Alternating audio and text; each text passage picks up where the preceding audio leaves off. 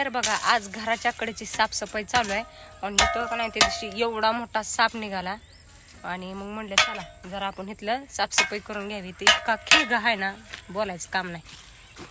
आणि इथं चालू आहे आता ह्यांचं काम करावं लागते का? घराच्या कडे पाहुणं राळव लय निघत ते. कोणाचं पाहुणं रावळ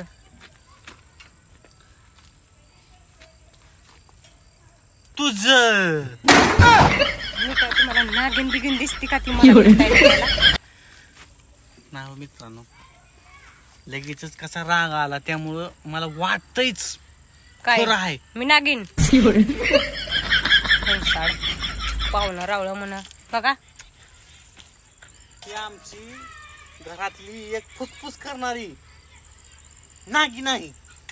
जावा तिकडे उचला जावा कचरा. या नागिनीला असं ह्या दांडकेनं असं चोपलं पाहिजे.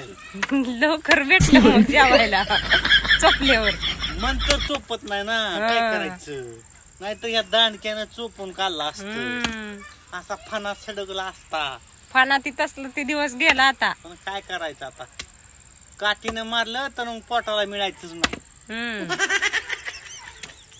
जावा तर काय काय